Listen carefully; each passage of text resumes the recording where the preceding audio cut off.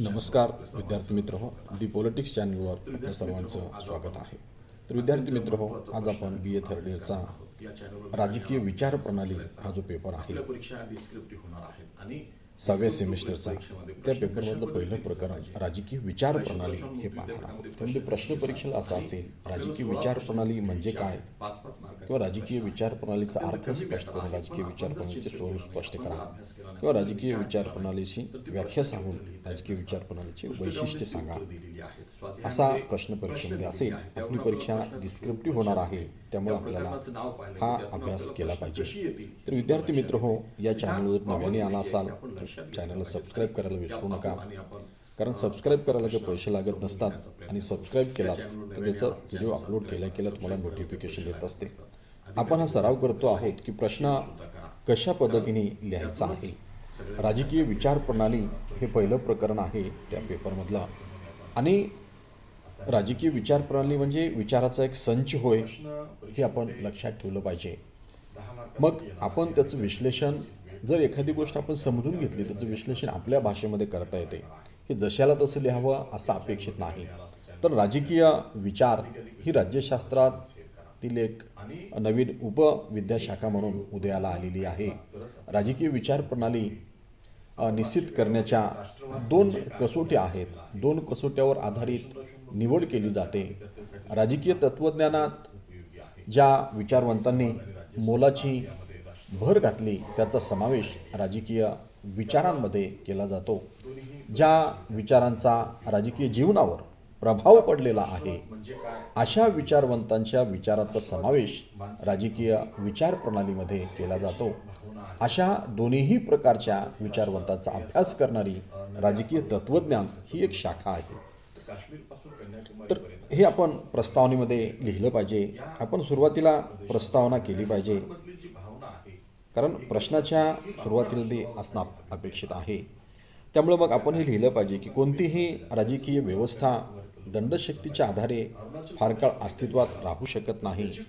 स्वतःचे अस्तित्व टिकविण्यासाठी, स्वतःचे समर्थन करण्यासाठी प्रत्येक राजकीय व्यवस्थेला कोणती तरी राजकीय विचार प्रणालीचा आधार घ्यावा लागतो.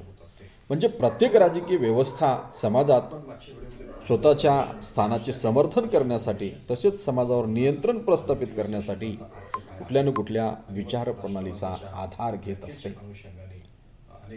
हे आपण लक्षात घेतलं पाहिजे. विद्यार्थी मित्र हो, स्वतःचे समर्थन करण्यासाठी प्रत्येक राजकीय व्यवस्थेला विचार प्रणालीचा आधार घ्यावा लागतो, हे खरं आहे. कारण प्रत्येक राजकीय व्यवस्था समाजात स्वतःच्या स्थानाचे समर्थन करण्यासाठी, तसेच समाजावर नियंत्रण प्रस्थापित करण्यासाठी कोणत्या ना कोणत्या विचार प्रणालीचा आधारच घेत असते. यावरून राजकीय व्यवस्थेच्या दृष्टीने विचार प्रणाली किती महत्त्वाची आहे हे विचार प्रणालीचं महत्त्व स्पष्ट होते. म्हणून राज्यशास्त्रात विचार प्रणाली हा एक स्वतंत्र अभ्यास विषय म्हणून मान्यता पावलेला आहे.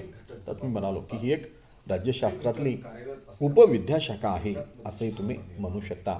आणि ही विद्याशाखा दोन कसोट्यावर निवडली जाते.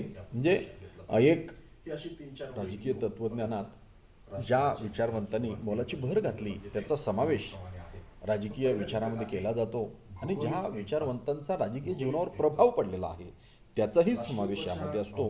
या दोन गोष्टी आपण लक्षात ठेवल्या पाहिजेत. आणि मग अशा पद्धतीने आपण प्रस्तावना केल्याच्या नंतर दुसरा सब टॉपिक आपण घेतला पाहिजे, तो म्हणजे राजकीय विचार प्रणालीचा अर्थ.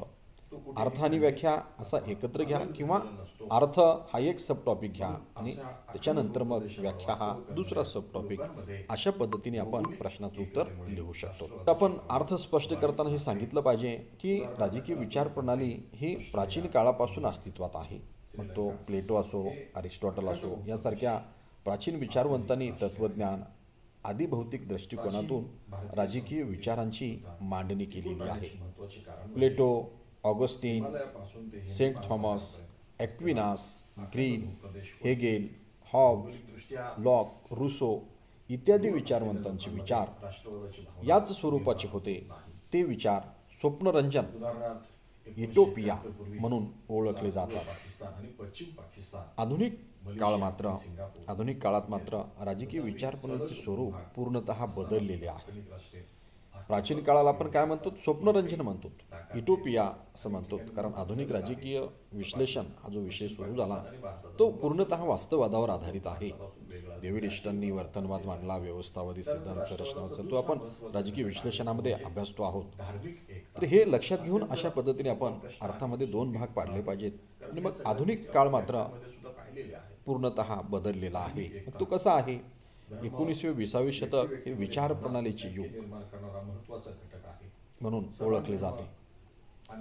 मग हे विचार प्रणालीचे युग म्हणून ओळखलं गेल्यानंतर आपल्या हे लक्षात आलं पाहिजे की विचार प्रणालीचं महत्त्व राज्यशास्त्रात किती वाढलेलं आहे. विचार प्रणाली, आयडियोलॉजी हा जो शब्द आहे, हा शब्द डी ट्रेसी या फ्रेंच राजकीय विचारवंतांनी 18व्या शतकाच्या शेवटी उपयोगामध्ये आणला. पहिल्यांदा हा शब्द कोण उच्चारला असं आपण MCQ मध्ये मागं पाहत होतो मागच्या परीक्षेमध्ये. डी ट्रेसी हे नाव आपल्या लक्षातच असलं पाहिजे. डी ट्रेसी काय म्हणतो? डी ट्रेसी म्हणतो की विचारांचे उगमस्थान निश्चित करण्याचे शास्त्र म्हणजे विचार प्रणाली होय. तर विद्यार्थी मित्र हो, हे आपण लक्षात घेतलं पाहिजे की डी ट्रेसी हा 18व्या शतकाच्या शेवटी विचार प्रणाली प्राचीन काळातही होती, पण त्याला विचार प्रणाली हा शब्द नव्हता. म्हणजे विचार मांडली जात होते, पण विचार प्रणाली हा शब्द पहिल्या प्रथम ट्रेसीने उच्चारलेला आहे. आणि त्यांनी म्हटलेलं आहे की विचाराचे उगमस्थान निश्चित करणारं शास्त्र जर काय असेल तर ते विचार प्रणाली होईल असं त्यांनी म्हटलेलं आहे. शारीरिक संवेदना, स्पर्शाच्या आधारे जाणवणारे विश्व हेच सत्य होय असेही तो म्हणतो. म्हणजे अशा रीतीने आदिभौतिक स्तरावरून भौतिक स्तरावर विचाराची जी मांडणी करण्यात येते त्याला तो विचार प्रणाली असं म्हणतो. आधुनिक राजकीय विचार प्रणालीचं हे असं स्वरूप आहे. राजकीय विचारवंतांनी केलेले आता पॅरेग्राफ बदलला पाहिजे आणि आपण दुसरा टॉपिक टाकू शकता, व्याख्या. राजकीय विचार प्रणालीची व्याख्या. राजकीय विचारवंतांनी केलेल्या विविध व्याख्यांवरून राजकीय विचार प्रणालीचा अर्थ स्पष्ट होईल. प्रमुख व्याख्या खालीलप्रमाणे आहेत असं आपण लिहिलं पाहिजे. तर आपण व्याख्या हा सब टॉपिक टाकला पाहिजे. मग पहिली व्याख्या आहे स्ट्रॉज हुप. स्ट्रॉज हुप आणि पॉसनी, POSSONY, पॉसनी यांच्यामध्ये यांनी काय म्हटलेलं आहे? राजकीय विचार प्रणाली सिद्धांत आणि प्रतीकाचा समूह आहे असं म्हटलेलं आहे. आता आपल्याला माहीत आहे की सिद्धांत म्हणजे ज्यामध्ये ज्ञान सामावलेलं आहे किंवा अंतर्मुख होऊन अवलोकन करण्याचं माध्यम म्हणजे सिद्धांत. म्हणजे कमीत कमी शब्दात अधिकाधिक ज्ञान आपण ज्यामध्ये सांगतो त्याला सिद्धांत म्हणतो. मग विचार प्रणाली काय आहे? तर सिद्धांत आणि प्रतीकांचा समूह आहे. प्रतीकामध्ये सुद्धा खूप ज्ञान सामावलेलं असते. मग ते नुसतं स्वास्तिक असेल किंवा एखादं चिन्ह असेल तर त्याच्या मागे सुद्धा खूप मोठं तत्वज्ञान असते, हे आपण लक्षात घेतलं पाहिजे. आणि म्हणून स्ट्रॉस ह्यूब यांनी किंवा पॉसनी या विचारवंतांनी म्हटलेलं आहे की विचार प्रणाली सिद्धांत आणि प्रतीकांचा समूह आहे ज्यामध्ये जगाच्या सामाजिक समीक्षेबरोबरच भविष्यातील आदर्श समाज तसेच राजकीय व्यवस्थेचे विश्लेषण केले जाते.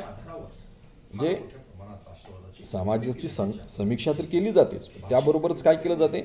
भविष्यकालीन आदर्श समाज तसेच राजकीय विश्लेषण हे सुद्धा राजकीय विचार प्रणालीमध्ये केले जाते. आणि म्हणून राजकीय विचार प्रणाली ही महत्त्वाची ठरते असं स्पॉजला म्हणायचं आहे.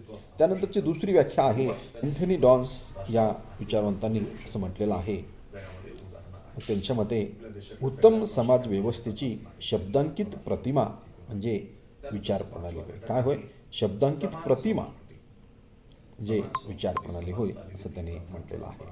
त्यानंतरची व्याख्या आहे CJ फेड्रिज यांनी म्हटलेलं आहे की राजकीय व्यवस्थेतील बदल, सुधारणा किंवा स्थिरता या दृष्टीने व्यावहारिक उपायांसाठी राष्ट्र योग्य रीतीने सुसंगत स्वरूपात मांडल्या गेलेला विचारांचा संच.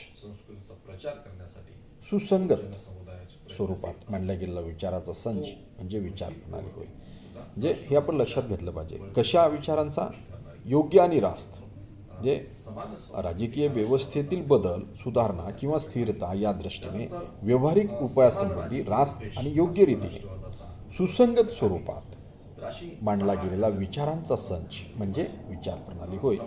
त्यानंतर डेव्हिड इस्टनची व्याख्या आहे. डेव्हिड इस्टन यांच्या मते डेव्हिड इस्टन असं म्हटलेलं आहे की व्यवस्थेतील लोकांना भूतकाळाचा अर्थबोध होईल, वर्तमान काळाची आकलन होईल, वर्तमान काळ आकलनीय होईल आणि भविष्य काळातील चित्र त्यांच्या डोळ्यासमोर उभे राहील. या दृष्टीने ध्येय, उद्दिष्टे, हेतू याचे प्रकटीकरण करण्याच्या पद्धतीला विचार प्रणाली असे म्हणतात.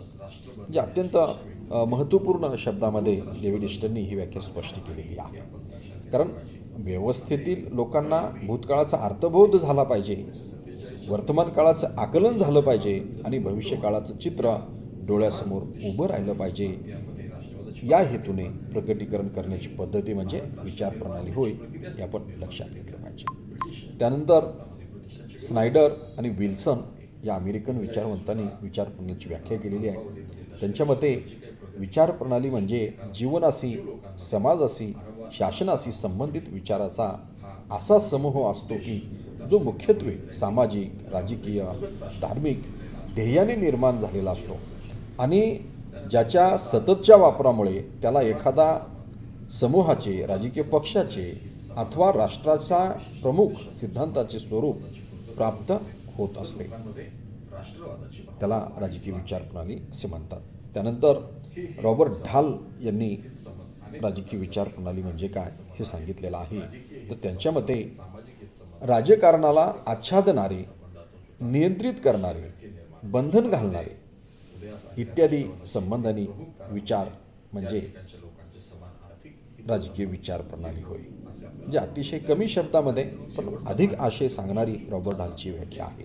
जे राजकारणाला आच्छादणारे, राजकारणाला नियंत्रित करणारे आणि राजकारणावर बंधन घालणारे जे काही विचार आहेत त्या सगळ्या विचारांचा समूह म्हणजे काय आहे तर ती विचार प्रणाली आहे असं रॉबर्ट ढालने म्हटलेलं आहे. हे आपण लक्षात घेतलं पाहिजे. त्यानंतरची शेवटची व्याख्या आपण पाहू.